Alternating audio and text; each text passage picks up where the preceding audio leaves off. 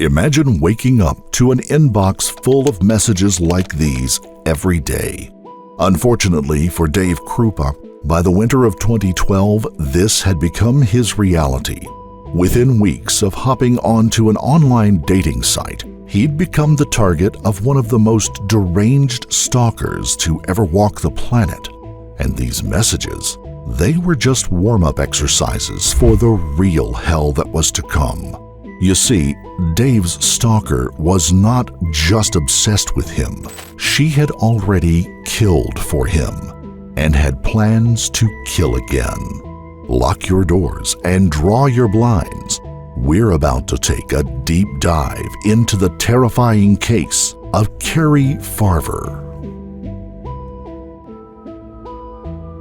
Welcome to Fear Files, where we discuss and dissect the most mysterious, terrifying, and mind-bending cases from all over the world.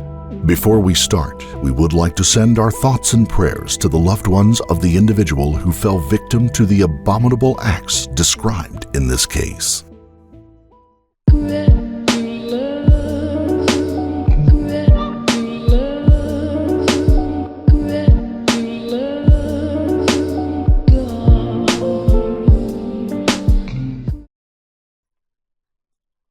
This story takes us to the Midwestern city of Omaha, Nebraska, a community which lies on the Missouri River not far from the Iowa border.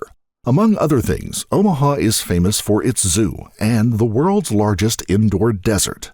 But indoor deserts were not a top priority for 34-year-old Dave Kroupa when he moved to Omaha in 2012 to start his new job managing an auto repair shop. Dave had just recently separated from his long-term partner, Amy Flora, with whom he had 2 children, and Dave was keen to make the most of his freedom. He hopped on to some online dating sites. Dave was an easygoing, affable guy, and soon found himself with no shortage of dates. He was also upfront with the women he met. He wasn't looking for a relationship, just some no-strings-attached fun. Unfortunately, not everyone who crossed his path would turn out to be quite so easygoing or affable, but we'll get to that shortly. Our story begins on an autumn day in 2012 when a young woman named Carrie Lee Farver happened by Dave's auto repair shop. 37-year-old Carrie was a single mother to a 14-year-old boy and a successful computer programmer. She'd come by the shop to get some maintenance work done on her Ford Explorer, and, as she entered, Dave found himself locking eyes with the striking brunette. Sparks flew, at least from Dave's perspective. Carrie later told a friend that Dave was totally not her type. But let's go with Dave's version. Dave arranged for her car to be fixed, and, with that done, he did the professional thing and said goodbye. Days later, though, her profile happened to pop up on his favorite dating site. Dave messaged her, and she messaged back. Once again, though, the exchange went nowhere. But this was to prove a case of third time lucky for Dave, because soon after, Carrie returned to the shop. She had a noise in her engine that needed seeing to. This time, the sparks were mutual, and when Dave asked her out for dinner, Carrie agreed. Dave wasn't the only one who found Carrie exuded a certain contagious vibe. Friends described Carrie as vivacious, independent, and smart as a whip. At school, she had been in the gifted and talented class and had even topped that. Carrie had always been close with her mother and loved by her friends. In an interview with a local paper for her high school graduation, Carrie said she wanted to be known as always having a smile on her face and for being a little crazy. At 22, life had thrown her a curveball when she found herself pregnant and single. But Carrie was independent and strong-minded, and she quit university in order to embrace her new role of mom. Carrie was devoted to her son Max, and he was the one constant in her life over the somewhat turbulent years to come. By 37, though, Carrie had settled into a great apartment close to her mother Nancy and had found herself a well-paying job. Dave and Carrie had their first date at Applebee's. Carrie later told a friend that she hadn't laughed so much in years. Dave said that you could cut the sexual tension with a knife. There had been just one setback. Dave's ex, 38-year-old Shanna Golyar, who went by Liz, was one of the first women Dave had met online, and they had been dating on and off for the past 6 months. Liz had 2 kids similar in age to his own, but while he found Liz fun, Dave had never been all that taken with her. Besides, she changed her mind constantly about him dating other women. One minute she was fine with it, the next not, and apparently this was a night when she was not. Halfway through his date with Carrie, Dave noticed that he had missed numerous calls and messages from Liz. She'd suddenly remembered she'd left something important at Dave's and needed him to let her into his apartment immediately. Dave told her she'd have to wait. With that taken care of, he invited Carrie back to his apartment for a nightcap, but the pair hadn't even taken off their coats when the doorbell rang. It was Liz. Dave was furious, but Carrie took it in stride, suggesting he'd come to her house after he'd sorted things out with Liz. Dave watched as the 2 women passed each other at the door. It was a 10-second encounter, but one that would change the course of all of their lives forever. Dave made the hour-long journey to Carrie's place in Macedonia, Iowa later that night. And when Carrie told Dave that she wasn't looking for anything serious, Dave felt he had hit the jackpot. Things between Dave and Carrie moved fast for 2 people not looking for commitment. Over the next 2 weeks, they met almost every day. The pair had an amazing chemistry, and it was just easy, Dave said. It so happened that Carrie's work was also just 3 blocks from Dave's place. She was in the middle of a major project and was working long hours and stayed several nights to avoid the commute. On the morning of November 13th, Dave woke early to find Carrie already up and putting the final touches on the project she had been presenting that day. At 6:30 a.m., he gave her a kiss goodbye and told her that he would see her that evening. At mid-morning that day, Dave was juggling multiple clients when he received a message from Carrie. She wanted to know if he'd move in with her. Dave was taken aback. Carrie had made it clear that she wanted to keep things casual. What was with this sudden turnaround? He wrote a quick message back saying that was not going to happen. Carrie's retaliation was swift and dramatic. "Fine, you," she wrote. "I hate you. I don't want to see you again. I'm dating someone else." Dave was blown away. Just that morning he had kissed goodbye a loving and independent woman, only to find himself fielding hysterical threats just 4 hours later. Dave hit back. "Fine, goodbye." At lunchtime he stopped by his apartment. All was in order and empty. As quickly as their affair had begun, it had ended. Or so he thought. Because, as you probably have guessed already, this was never going to be a case of happily ever after.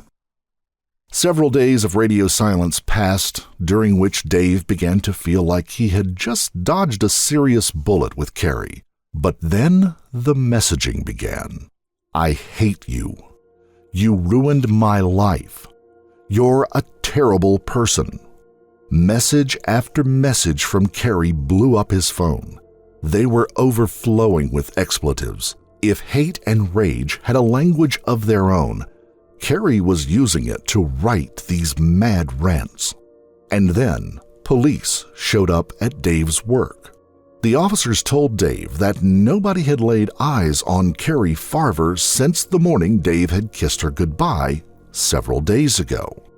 Carrie's mother had received a message on the morning of November 13th saying she had split with Dave and was checking herself into a mental institution. Carrie's employer had received a message saying that she was resigning and taking a new position in Kansas. Carrie's son Max had received a similar message. She'd promised Max that she'd be back to collect him in time for her half-brother's wedding, but the wedding had come and gone. Her mother filed a missing persons report. According to police, Dave was the last known person to have seen Carrie. Feeling like a deer in the headlights, Dave allowed the police to search his car, download the contents of his phone. He explained that he'd only dated Carrie for 2 weeks, and the last time she had been sitting on his couch with her laptop. And then the messages started. These crazy, off-the-wall, hate-filled messages, and she had been bombarding him with those ever since. Police believed Dave's account, and then shared with him some information that would change his perspective on the whole situation. Carrie, the police said, had been diagnosed with bipolar disorder in her late 20s. She'd been known at times to not take her medication. The implication was that, clearly, she had gone off the boil after a spell of not taking her meds, but she had likely bounced back. Dave was relieved and sorry for Carrie. He agreed to let police know if he discovered anything about her whereabouts. But that sympathy was soon to run dry. In the weeks following the police visit, Dave was receiving upwards of 60 messages a day. He could also add to that hundreds of emails. They came from an ever-growing assortment of different numbers and email addresses. Every person Dave had ever known soon received messages saying that Dave was a liar and a cheat. One woman he'd met on a dating site was told that her kids would be killed if she contacted him again. Even random women on Plenty of Fish, the dating site, received heads up that Dave Kroupa was a scumbag and a liar. Dave would wake up to abusive messages from women he didn't even know. As for Liz Golyar, Carrie blamed the end of their relationship on her. Liz was furious and terrified. Carrie had been bombarding her with threats, she said. What had she ever done to this woman? They'd only ever seen each other once. Dave felt mortified and responsible. After all, he was the one who'd brought this woman into Liz's life. 3 weeks after Carrie apparently went off the deep end, the police approached Dave once more, but they weren't interested in the harassment. Carrie was filed as a missing person, and they only wanted to locate her. Then, in January of 2013, Dave came home to see Carrie's Ford Explorer in the parking lot near his apartment block. It felt like a breakthrough. Police examined the car and found a fingerprint on a container. They ran it through the FBI's national database. No matches came up, and the truck was returned to Carrie's bereft mother. When police interest in the case waned, the harassment was about to shift from online to outright stalking and terrorizing. Carrie was watching them, and she wanted them to know. Images were sent to Dave and Liz of their homes, often with their kids in the windows. Carrie would comment on what they were doing in real time. Dave and Liz reconnected over their shared stress and turmoil. Carrie was not happy. Dave returned home from work one day to find a window smashed in, his couch was cut up, his TV keyed, and "Liz is a whore" written in red lipstick on his wall. The clothes Liz had left on his bed had been cut with a knife. When they were together, Dave's phone would often ping, "I see you with Liz again." The messages became more chilling. "My favorite thing to do is stand outside your window and stare at you. I see you sitting in your chair with your feet propped up, wearing a blue shirt." Every panel on both cars were keyed. Dave's was keyed with "Dave loves fat whores" in giant letters. On one occasion, Liz's garage was broken into and spray painted with "whore." Both Dave and Liz filed harassment and stalking charges with the police, but they got nothing more than a passing nod. Twice, Dave had spoken to the special unit in the Omaha police that deals with stalking and harassment, but they had one guy, and he was dealing with 94 cases. And things were about to get even worse. The messages became more threatening. "I hate you so much, I want to drive a knife through your heart. Another was a fake obituary for Liz. I didn't know her very well, except that she was a and a man-stealer. Thank God she's gone. At some point, Dave wondered if he'd become numb to it. One day, he received a picture of someone that looked like Liz tied up in the trunk of a car. The message told him to call her now or she'd be killed. He called Liz. She was at home in bed. All of it drove Dave and Liz closer together. They used humor as a tension release, calling their stalker Crazy Carrie. But issues over commitment kept bubbling up. Every few months they'd split, then reunite. In August of 2013, things finally blew up. This time, Dave felt for good. Then, days later, he received a call that Liz's house was on fire. The house was salvaged, but Liz and her children had temporarily lost their home, many of their belongings, and by far the worst, their 2 dogs, cat, and a snake had all perished in the fire. This is Liz talking to the officer at the scene. From what I've seen so far, looking inside, it's pretty obvious this is an intentionally set fire. The guy that I'm seeing, he has a girlfriend that he dated for 2 weeks, and she's been stalking me since November. Do you know her name? It's Carrie, C-A-R-I. But she has made threats towards me and my kids. She would kept texting me telling me she wanted to kill me and my kids. You would think they were married as much as she's stalking me. She won't leave me alone. She will not go away. I just wish she would go away. 2 months later, Dave's auto shop was spray painted in orange, "Dave Beats Women." In January of 2014, an old girlfriend of Dave's from Sioux Falls came to spend a night. A few hours after they'd gone to bed, there was a sound like a gunshot. Someone had thrown a brick through their bathroom window.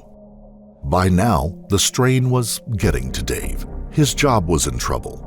The lives of his friends and family had been upset. He was a nervous wreck. This time, he took drastic measures. He moved, got a new job, changed all of his contact details, and bought a gun. For a while, he stayed under the radar. Then, in a moment of weakness, he took a peek at a dating site. He got to chatting with an attractive woman and arranged to meet her for dinner. The woman never showed. Instead, he received a message from Carrie. Surprise, it said. Now Carrie had his new number and new location.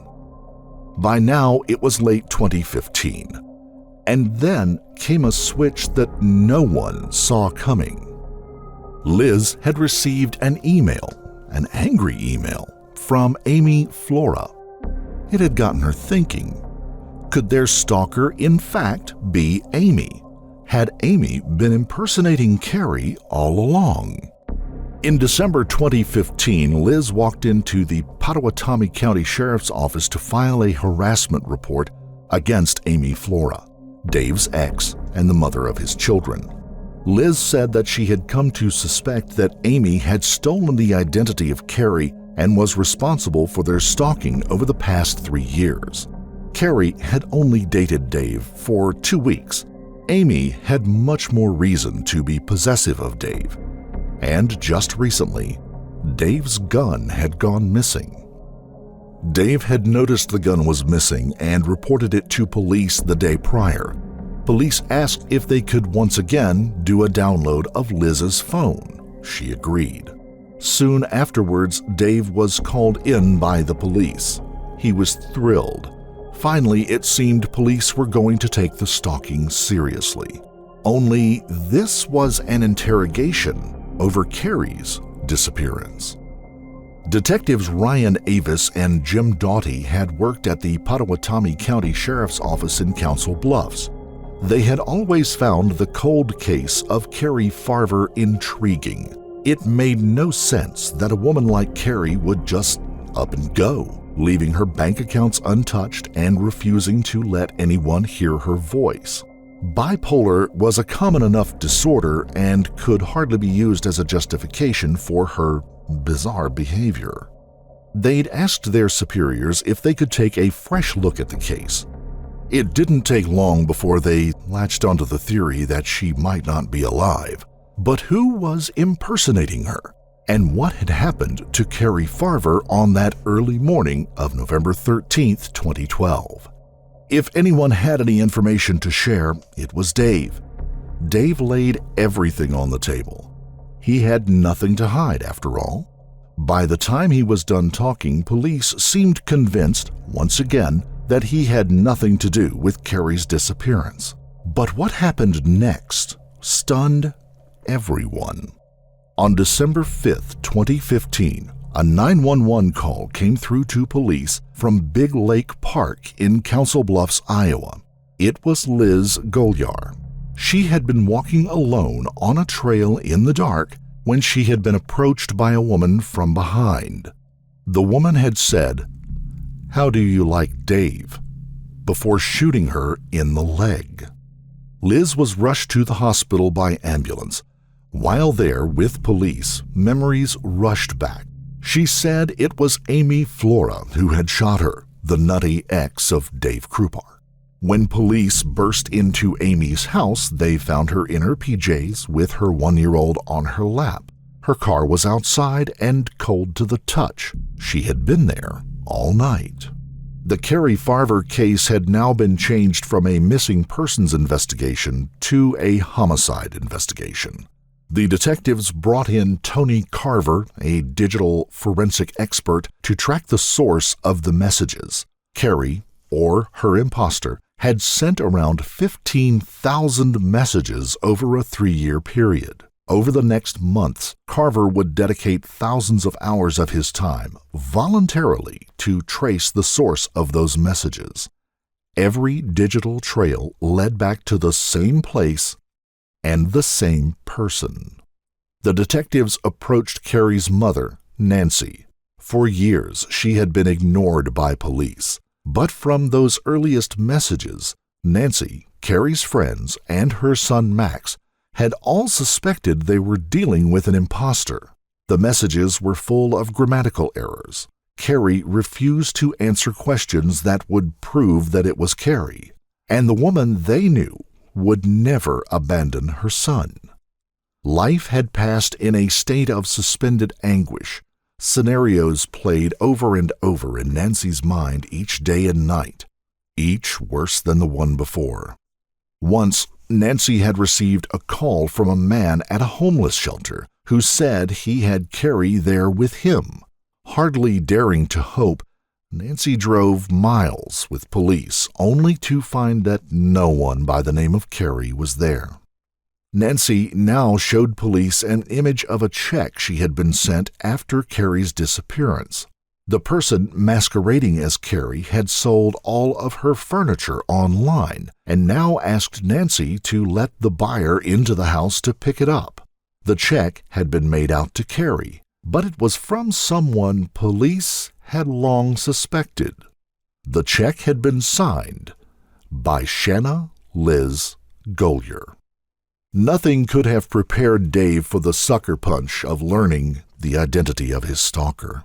It was like running into a brick wall in a racing car, he said. Like, how could I be so naive, or so stupid, or so gullible? Everything I thought I knew was a lie. And still, it was impossible to process. Liz had burned her children's home down, killed her own animals, and destroyed her own belongings, keyed her own car, vandalized her own garage, shot herself in the leg, terrorized Dave and his family while pretending to console him, all to bring Dave back into her life. The real question was, had she killed Carrie? Police suspected that she had, but they didn't have enough evidence to charge her. In the meantime, she had something even worse in store for Dave. Police now told Dave that Liz was on the verge of becoming totally unhinged. They put a tracker on her car, and she had been repeatedly going to the same block of apartments every day, all the time. It was the complex of Amy Flora and his children. Police felt they were in imminent danger and urged Dave to move in with Amy to act as a protector. In fact, they had altogether other reasons for wanting Dave there, but Dave was more than happy to oblige anyway. 2 weeks after the shooting, police brought Liz in for an interview. They asked if she knew of anyone who would want Carrie dead. Liz didn't even pause for a breath. Amy Flora, she said. Police told Liz they needed to start building a case and wanted her help extracting a confession from her. Liz's genuine lack of intellect now revealed itself. Within days, she had produced emails from Amy confessing to shooting Liz at the Big Lake Park. Police pushed Liz to get more details from Amy on Carrie's final moments. A few days later, Amy had miraculously produced the goods. She'd also now completely dropped any pretense at being Carrie, and therefore any cover whatsoever. Amy's message read, "When I met crazy Carrie, she would not stop talking about Dave and him being her husband. She tried to attack me, but I attacked her with a knife. I stabbed her 3 or 4 times in the chest and stomach area, and then took her out and burned her. I stuffed her body in a garbage can." The details were graphic and horrifying. Detectives decided to push Liz even further. They told her that Dave had moved back in with Amy. Liz was hysterical. She wanted to know why Amy hadn't been arrested yet. Wasn't the email enough? Police told her they needed more. Something only the killer would know. Another confession from Amy now miraculously appeared. It read, "I really did kill Carrie, and I did it in her own car." Police now had a crime scene.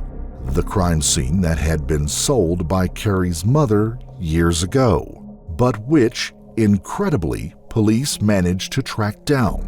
This time, they removed the passenger seat fabric.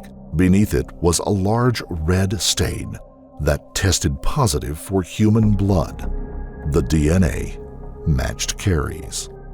Police arrested Liz on a traffic warrant and brought her in.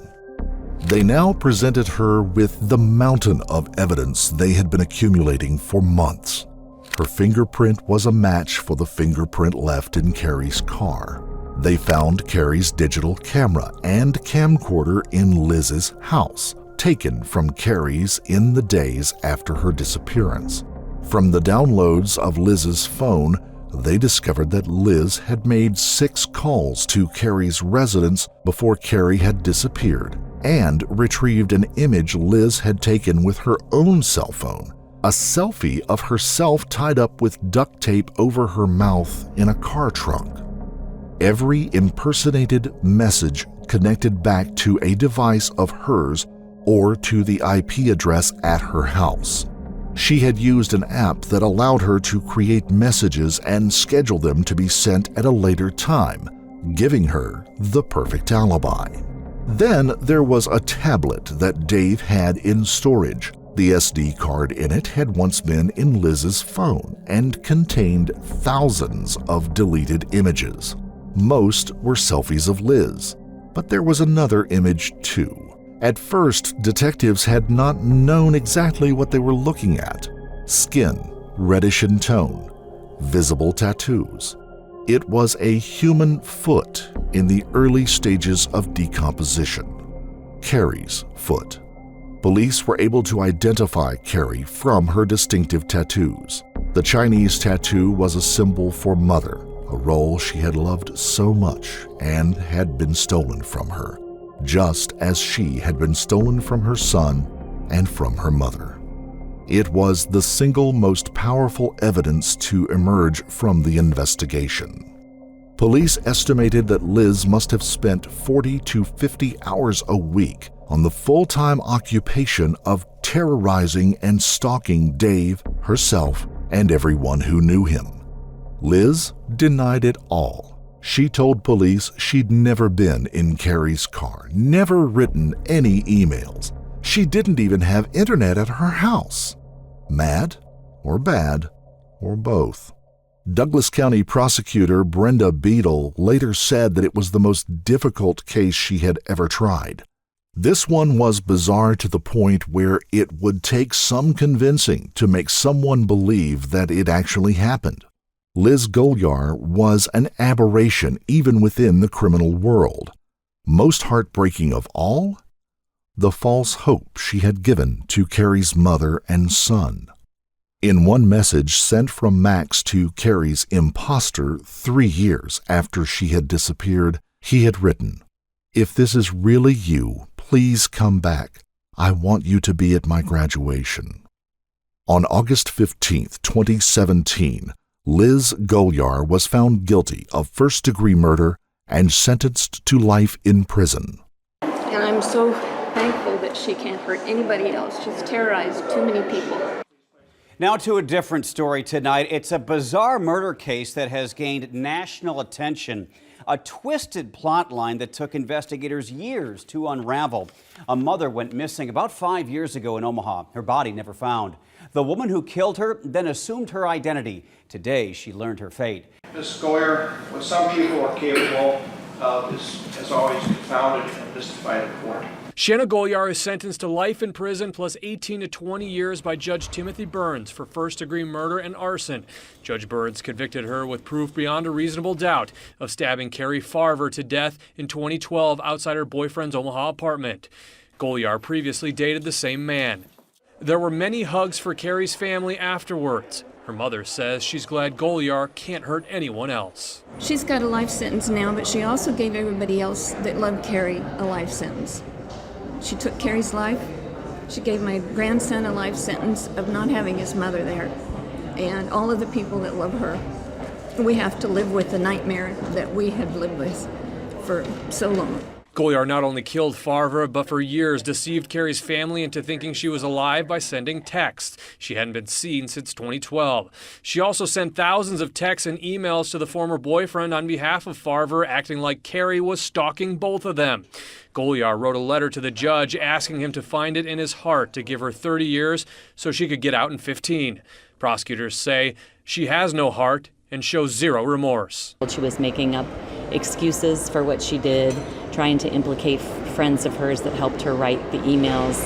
There were no friends. She doesn't have many friends that ever came out in this investigation, and certainly she could have mentioned names if she wanted to during the whole trial, and she didn't. Last Sunday, Farver's family had a memorial for Carrie by setting off lanterns. Farver wanted to be cremated and have her ashes thrown into the wind. Rainey wishes they could fulfill that request. And if that wasn't disturbing enough, there's a parting tidbit for you. Golyar has since repeatedly written of her desire to be released from prison because the real killer is still out there. I will not stop fighting until I'm set free and they find the right person. If you found this story compelling, don't forget to like the video. Comment down below your take on it, and please subscribe to the channel. Also, hit that notification bell in order to stay up to date each time we reveal a new shocking case. If you have a case you'd like to see given more coverage, drop us a line in the comments. And thank you for your support. Until next time, stay safe and keep your eyes peeled. You never know what's lurking in the shadows.